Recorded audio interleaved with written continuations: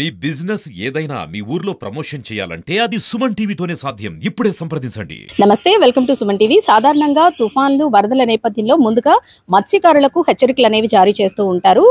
వేటను నిషేధిస్తూ ఉంటారు. అయితే మత్స్యకారులకు ప్రమాద హెచ్చరికలు జారీ చేసిన నేపథ్యంలో వారు కూడా సముద్రంకి వేటకు వెళ్ళడానికి ఆసక్తి చూపురు. అయితే మరి ఆల్రెడీ వేటకు వెళ్ళిన వారి పరిస్థితి ఏంటి? సముద్రంలో ఉన్నప్పుడే ఈ తుఫాన్లు అనేవి సంభవిస్తే ఏం చేస్తుంటారు? చాలా బోట్లు ఇలాగే ప్రమాదానికి గురవుతూ ఉంటాయి.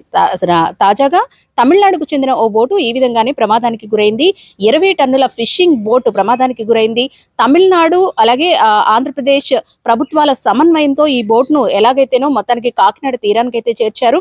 గత 10 రోజుల నుంచి కూడా సముద్రం పైన బిక్కుబిక్కుమంటూ ప్రాణాలు అరిచేతిలో పట్టుకుని 10 మంది కూడా కాలం వెళ్లదీసిన పరిస్థితి. అయితే బోటు యజమాని ఎవరైతే ఉన్నారో ఆయనకి శాటిలైట్ ఫోన్ ద్వారా సమాచారం అందించారు. ఆయన తమిళనాడు ప్రభుత్వంతో మాట్లాడి అక్కడ అధికారులను సంప్రదించడం జరిగింది. అయితే తమిళనాడు ప్రభుత్వం ఆంధ్రప్రదేశ్ ప్రభుత్వాన్ని సంప్రదించి వాళ్ల సమన్వయంతో వీళ్ళని రక్షించేందుకు మెరైన్ పోలీసులు అలాగే నావీ రక్షణ దళ సిబ్బంది అంతా కూడా 2 రోజుల పాటు శ్రమించి మొత్తానికి వెళ్ళి తీరానికి తీసుకువచ్చిన పరిస్థితి. చాలా బోట్లు ఈ విధంగానే ప్రమాదానికి గురవుతూ ఉంటాయి. అయితే ఆంధ్రప్రదేశ్ ప్రభుత్వం చొరవ చూపి ముఖ్యంగా కాకినాడ జిల్లా పోలీస్ యంత్రాంగం అలాగే పోర్ట్ అథారిటీ అలాగే నావీ రక్షణ దళ సిబ్బంది అంతా కూడా 2 రోజుల పాటు 48 గంటల పాటు శ్రమించి వీళ్ళని తీరానికి తీసుకువచ్చారు. అయితే వీళ్ళ బోటు కూడా పూర్తిగా ఇంజిన్ చెడిపోవడంతో కాకినాడ తీరానికి 290 కిలోమీటర్ల మేర అలల తాకిడికి కొట్టుకు వచ్చింది. అయితే ఈ 200 కిలోమీటర్ల దూరంలో ఉన్నప్పటికీ కూడా ఏ ప్రాంతంలో ఉంది అనేది గుర్తించడానికి దాదాపు 2 రోజుల సమయం అయితే పట్టింది. సురక్షితంగా వాళ్ళని తీసుకురావడంతో పాటు వాళ్ళ బోటు కూడా పూర్తిగా చెడిపోవడంతో కాకినాడ తీరానికి బోటును కూడా లాక్కువచ్చిన పరిస్థితి. కాకినాడ లంగర్ హౌస్ కి ఈ బోట్ ని తీసుకువచ్చారు. ప్రస్తుతం 10 మంది మత్స్యకారులు కూడా సురక్షితంగా కాకినాడకైతే చేరుకోవడం జరిగింది. కాకినాడ పోర్ట్ లోనే 10 మంది మత్స్యకారులు ఉన్నారు. అలాగే వీళ్ళ బోట్ను కూడా రిపేర్ చేసి వీళ్ళను తమిళనాడు పంపించేందుకు ప్రయత్నాలు కూడా చేస్తున్నారు. చాలా బోట్లు ఇలాగే ప్రమాదానికి గురవుతుంటాయి. కొన్ని సాంకేతిక లోపాల వల్ల ఇంజిన్ చెడిపోవడంతో ఇలాంటి ప్రమాదాలు తరచూ జరుగుతూ ఉంటాయి. అయితే వాతావరణం కూడా అనుకూలించకపోవడంతో వీళ్ళ బోటు అలల తాకిడికి కాకినాడ తీరానికి 290 కిలోమీటర్ల దూరంలోకి కొట్టుకు వచ్చింది.